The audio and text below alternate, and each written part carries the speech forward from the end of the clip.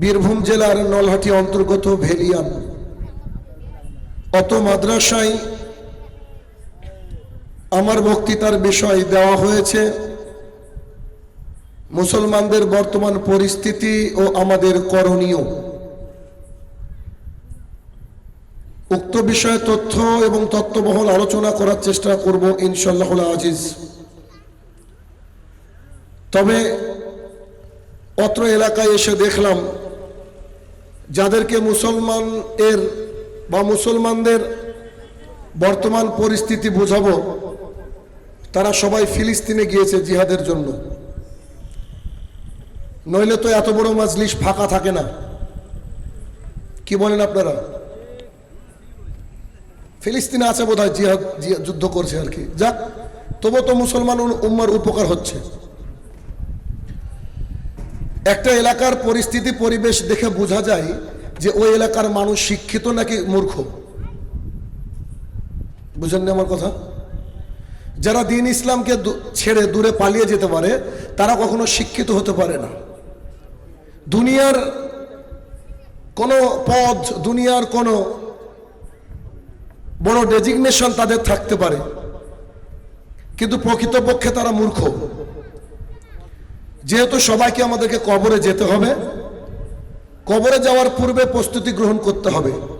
যে ছাত্র পরীক্ষার আগ পর্যন্ত দিন রাত পড়াশোনা করে, অক্লান্ত পরিশ্রম করে, কেবল সেই পরীক্ষার হলে গিয়ে সুন্দরভাবে লিখতে পারে এবং রেজাল্টের দিন কাঙ্ক্ষিত রেজাল্ট তার হাতে পায়। কিন্তু অনেক এমন স্টুডেন্ট রয়েছে যারা পড়াশোনা করে না, পরীক্ষার হলেও বসে থাকে, আর যেদিন রেজাল্টের দিন আসে তার মুখটা অনেক ভার হয়ে থাকে। সে ভাবে যে আজকে কি পরিস্থিতি হবে। তো রেজাল্টের দিনে ভেবে কি কোনো কাজ আছে? তখন সেই ছেলেটা বুঝতে পারে যে বছর ভুল করেছি, সামনে বছর আবার আমি চেষ্টা করব। সামনে বছর আসলে আবার একই অবস্থা হয়।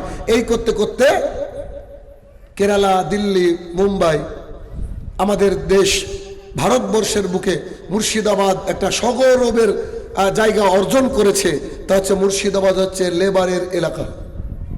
আমি বলছি না, এটা ভারতবর্ষের মানুষ বলছে। এই জন্য তো মুর্শিদাবাদে ইউনিভার্সিটি হয় না। সরকার দিয়ে কি করবে? এটা তো পড়বে না। আজকে এখানে গুরুত্বপূর্ণ আলোচনার জন্য দূর দূরান্ত থেকে ডাকা হয়েছে আলেমদেরকে, বক্তাদেরকে, আর ওখানে গিয়ে সবাই জেনা করছে। ওই ধরুন ওইখানে গিয়ে বাজার বসানো আছে, ওখানে জেনা করছে। এরা হচ্ছে খাঁটি মুসলমান মুমিন। এরা যতদিন পৃথিবীতে থাকবে বাবরি ফিরবে না। এরা যতদিন দুনিয়াতে থাকবে ততদিন আরো ফিলিস্তিন নয়, ভারতবর্ষের অবস্থা ফিলিস্তিনের মতো হবে। আপনি দেখে নিন। কেননা youth are the main capital of the উম্মাহ। যুবকরা হচ্ছে একটা সমাজের মূলধন। আর ওই যুবকরা যদি বিপথে পরিচালিত হয় তাহলে একটা সমাজের ধ্বংসের যে রূপরেখা তা তারাই নিজের হাতে অঙ্কন করে পৃথিবী থেকে চলে যায়। জানি না আজকে আমার বক্তৃতা আপনাদের কতটা উপকারে লাগবে। যেহেতু কমিটি নির্ধারণ করে দিয়েছে তো আমাকে বলতে হবে।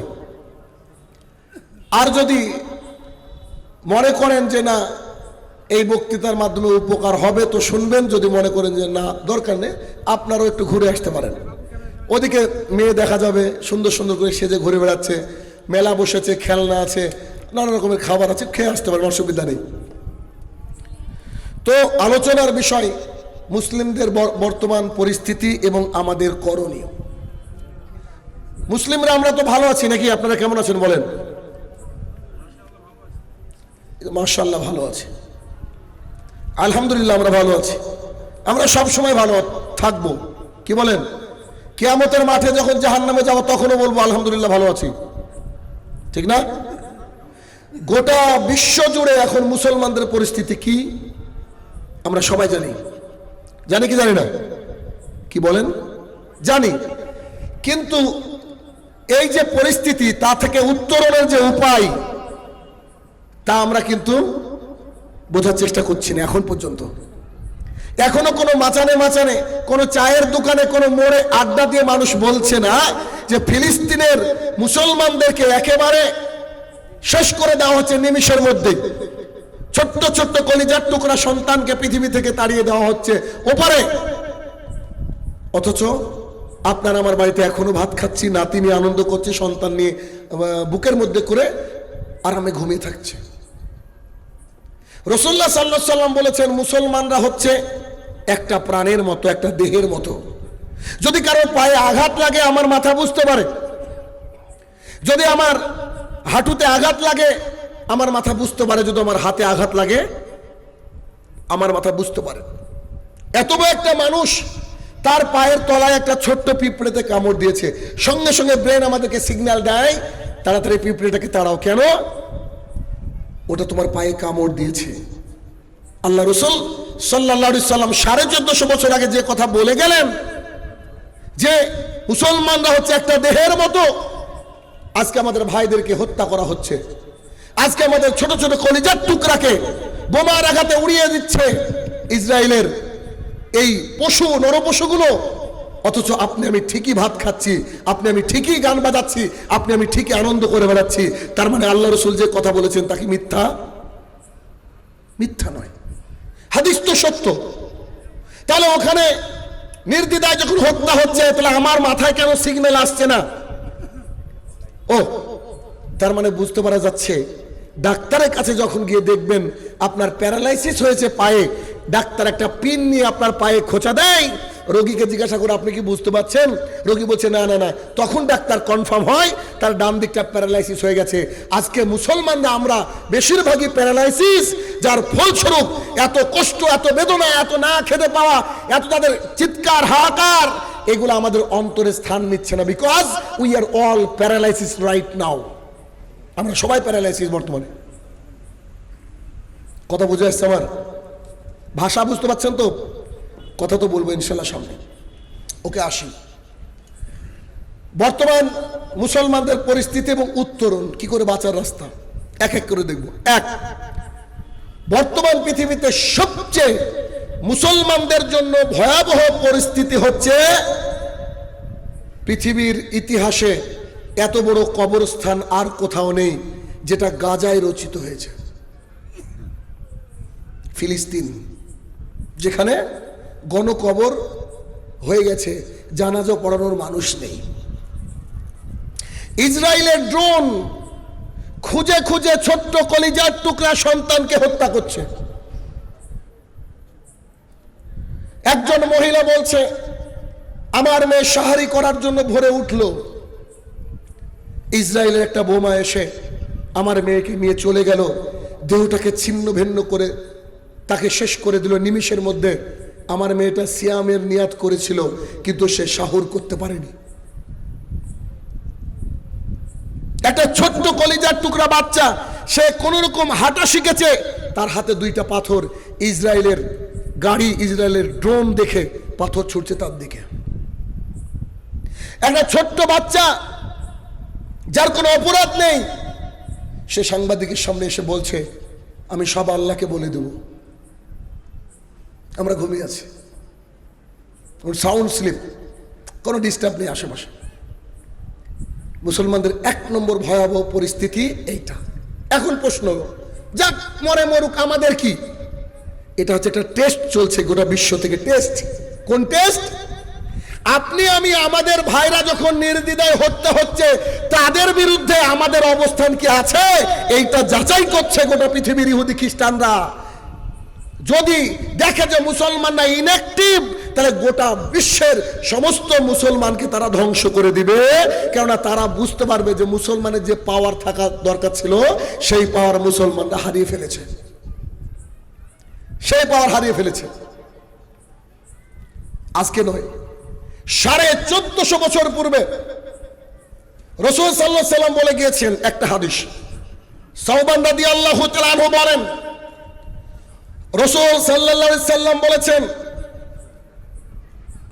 এমন একটা সময় আসবে, খাবারের চারিপাশে যেমন মানুষ ভিড় করে, খাবারের চারিদিকে যেমন মানুষ এসে খেতে বসে, গোটা পৃথিবীর জাতিরা মুসলমানদের বিরুদ্ধে একত্রিত হয়ে জমা হবে। পৃথিবীতে কত জাতি রয়েছে? আপনি আমাকে একটা জাতি দেখান যারা মুসলমানকে ভালোবাসে। ইহুদি, খ্রিস্টান, নাসারা, বৌদ্ধ, জৈন, হিন্দু, আপনি একটা জাতি দেখান যারা মুসলমানকে ভালোবাসে, সবাই ঘৃণা করে।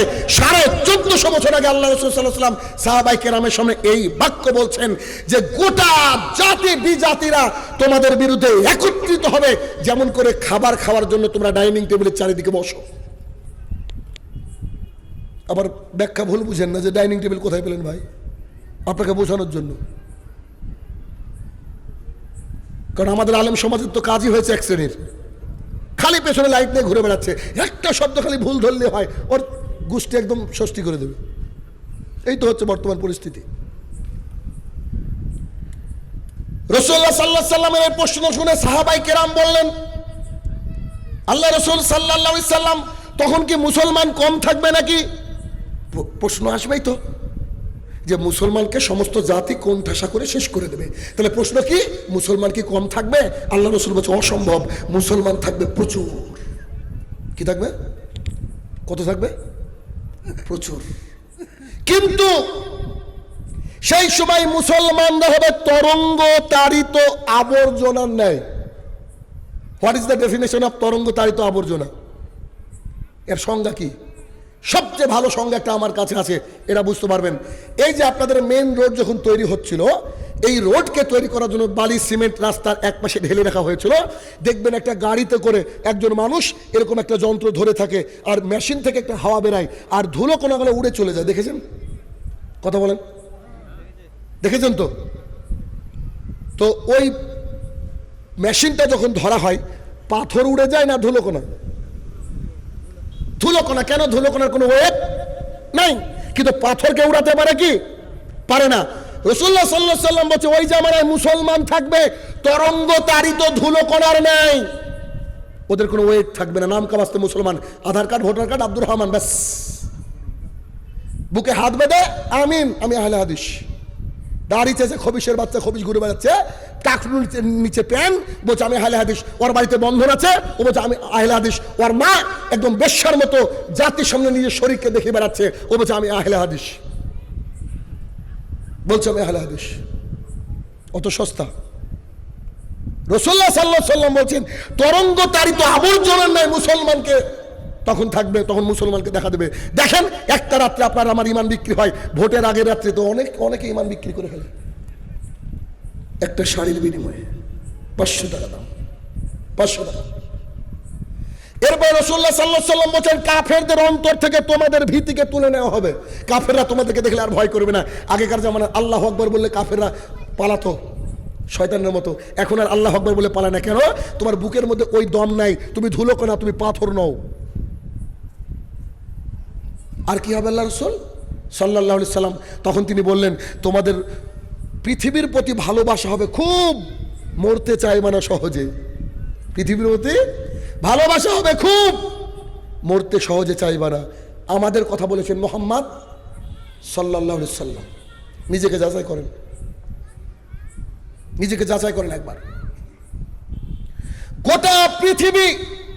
গোটা পৃথিবীর কাছে আমার একটা প্রশ্ন, যেভাবে ইসরায়েলের অমানুষ গুন্ডা বাহিনী পশুরা ফিলিস্তিনের ছোট্ট ছোট্ট কলিজার টুকরা সন্তানকে হত্যা করছে, গণকবর রচনা করছে, ওই কাজটা যদি কোনো জাতি আমেরিকায় ফেলতো, জাতিসংঘ চুপ থাকতো? কথা বলেন। ওই কাজটা যদি চীনে কেউ করতো, বিশ্ব মানবতা চুপ থাকতো কি? চুপ থাকতো না। ওইটা যদি কোনো সনাতনের উপরে এই কাজটা করতো, বিশ্ব মানবতা চুপ থাকতো? চুপ থাকতো না। শুধুমাত্র মুসলমান, নামের আগে মুহাম্মদ, নামের শেষে আহমদ, নামের শেষে রহমান, এই জন্য আজকে মুসলমানদের নিধন চলছে গোটা বিশ্ব জুড়ে। কেউ মুখ খোলে না, সবাই যেন পশু। আল্লাহ বলেছেন যে ওরা চোখ থাকতেও দেখে না, অন্তর থাকলেও অন্তর দিয়ে বোঝার চেষ্টা করে না। বালহুম আদাল, এরা পশু, এরা পশুর চেয়ে নিকৃষ্ট, এরা শুয়োরের চেয়ে নিকৃষ্ট। আল্লাহ সুবহানাহু ওয়া তাআলা বললেন। আপনার রাতে ঘুম হয় কি করে? ছোট্ট বাচ্চাটার কথা মনে পড়ে না একবার? কষ্ট হয় না একবার আপনার? তাহলে গোটা পৃথিবীর 1 নম্বর ক্রাইসিস, মুসলমানদের সাথে কেউ নেই। এটাকে আপনাদেরকে বোঝাতে পারলাম? কথা বলেন। আমার বক্তৃতা থেকে বুঝতে হবে। আর সুর গজল শোনার জন্য অনেকে এনেছেন, শুনবেন। আমার কথা শুনে বাড়ি পর্যন্ত নিয়ে যেতে হবে। ভণ্ডামি করতে আমি আসি না, আর আগে কন্ট্যাক্টও করি না। আমি কথা বলি স্টেট কার্ড, ভাড়া দিলে দেন, না দিলে খালি বলে। কিন্তু সমাজকে পরিবর্তন হতে হবে। কতদিন আর ঘুমিয়ে থাকবেন?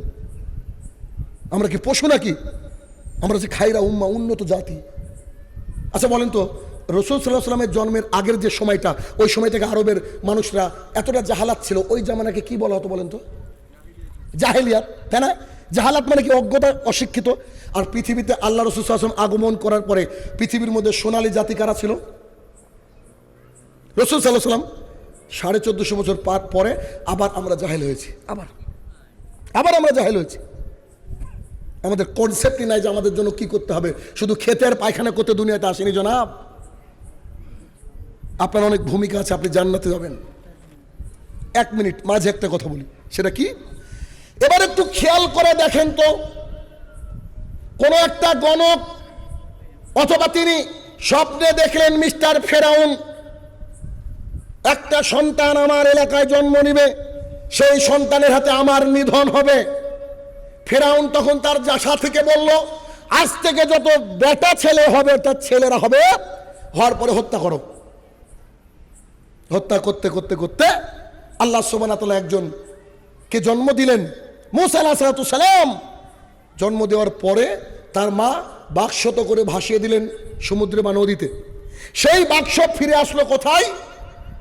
ফেরাউনের ঘরে। আসিয়া তাকে পছন্দ করলেন, তুলে লালন পালন করলেন। দীর্ঘদিন তিনি দাওয়াতের কাজ করলেন। তিনি আর হারুন আলাইহিস সালাম মিলে দাওয়াতের কাজ করতে করতে করতে ক্লান্ত যখন হয়ে গেলেন, তখন তিনি দেখলেন নিজের বাপদাদার ভূমি ফিলিস্তিনের দিকে যাব।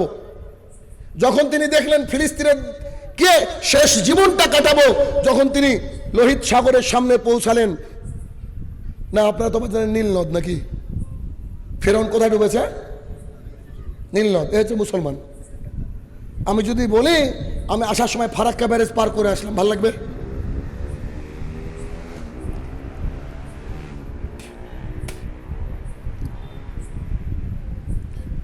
আমি আসার সময় ফারাক্কা ব্যারেজ পার করে আসলাম, আপনি কি উত্তর দেবেন? আপনার বাড়ি থেকে তো ফারাক্কা ব্যারেজ পড়ে না, বলবেন না? তো মিশর থেকে ফিলিস্তিন যাওয়ার রাস্তায় নীল নদ পড়ে না। আমরা আবেগী জাতি। ওই যে কোত্থেকে শুনেছি দাড়ি রাখা সুন্নাত, এই জন্য রাখি না। দাড়ি রাখা যে ফরজও জানি না, বহু জনে জানে না, জিজ্ঞেস করেন। তাহলে কি এইখানে যেটা আমি বলতে চাইছি, যে যখন ফিলিস্তিনে যাচ্ছে, যাওয়ার মাঝে যে নদী পড়ে, সেই নদীর নাম রেড সি, লোহিত সাগর। মানে নীল নদ নয়, এটা মিথ্যা কথা, এতদিন ধরে শুনে এসেছেন। তো যখন তিনি দাঁড়িয়ে পড়লেন, তার সঙ্গী সাথীরা বললে, ও মুসা, আমরা তো ঘিরা পড়ে গেলাম, আমরা ধরা পড়ে গেলাম। মুসা আলাইহিস সালাম একেবারে ওইখানে দাঁড়িয়ে বলছে, অসম্ভব, আমার আল্লাহ আমাকে সাহায্য করবে। কেন গো? কেন এই কথা মুসা বলতে পেরেছিল?